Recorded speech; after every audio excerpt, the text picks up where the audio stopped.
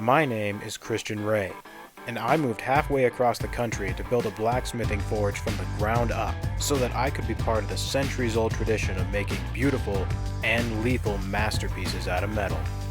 It hasn't been easy, but here we are. This is Ronin Blades. Hello viewers, welcome back to Ronin Blades. Let's start with the facts.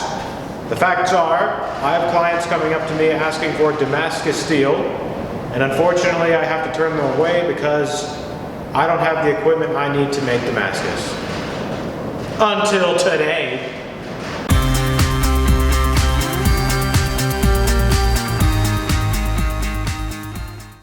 This is the Forney Easy Weld 140 MP, and it features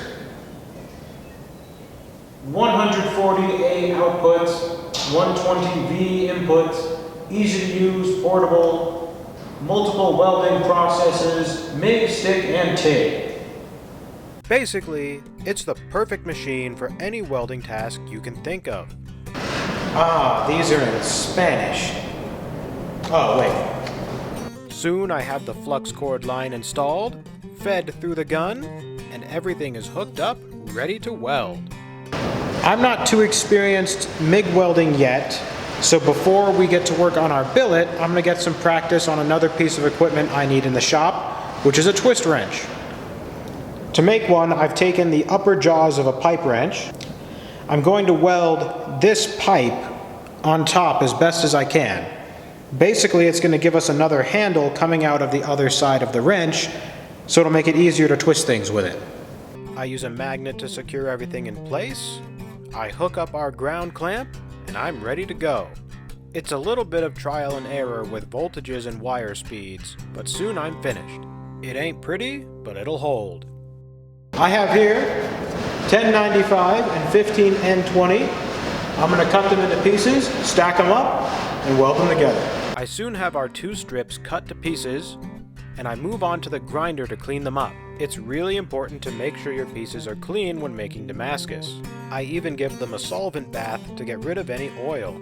Then they're clean and stacked together in an alternating pattern. All it takes is a quick weld to stick them together. However, the pieces are uneven, which means I have to grind them off till they're flush. Unflushed pieces of metal can cause delaminations, which is bad news when you're forge welding. Then I tack on a rebar handle and move on. And our billet is done. These welds, well, they're very ugly. I really need to practice my MIG welding so I can clean it up a little bit. But it'll hold together so we can move on to a type of welding I'm actually familiar with. That type of welding being forge welding, where all you need is a heavy hammer and a lot of flux. That combined with a lot of heat brings us to a forge weld. Simply put, forge welding is getting pieces of metal hot enough that when pounded together, they actually form a solid piece. And it is this process where Damascus shines. Once I set the forge weld, I pop off our handle and begin drawing out. When making Damascus, it's important to draw out your piece at least 3 times longer than it was. That way it's easily restacked. This is also where you know for sure if your weld's set.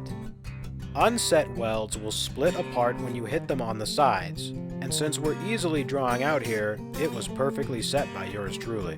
I decide to go for twist Damascus, which means I have to get our billet as square as possible before moving on.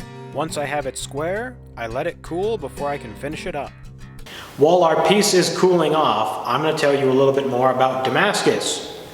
Now, as you've seen, Damascus is all about alternating layers of different kinds of steel. You then take that steel, draw it out, restack it, refold it over and over to get really high layer counts so your pattern looks really nice. However, we're not restacking. We're not refolding. We're not going for a high layer count. We're sticking with 10. Because there's a pattern out there that I have found works really well with lower layer counts. That's the twist pattern, which you'll see later. What it looks like is you wind up with the outside steel, stripes in the middle, outside steel, stripes in the middle, and so on until the end of the billet. But the way I've stacked our billet, 1095, 15 and 20 5 times. 1, 2, 3, 4, 5.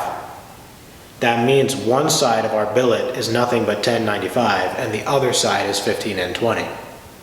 Once acid etched, 1095 turns black and 15N20 turns silver, which means our pattern will look like silver stripes, black stripes, so on. And that is a big, bold, audacious pattern. I really can't wait to see how it turns out. We'd better get back to work. Once cooled, I even any peaks and valleys, which could cause delaminations later.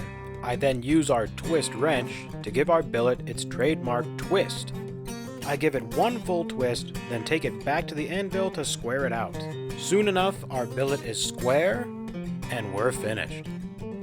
And there you have it. A completed, twisted Damascus billet made from 1095 and 15N20 steel.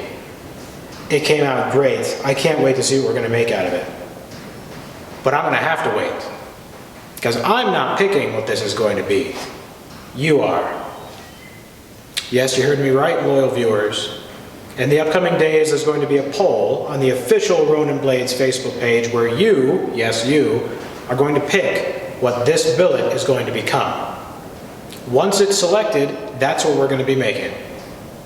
So until then, thank you so much for watching. Don't forget to like and subscribe. I will see you next time. Ha! The fun one.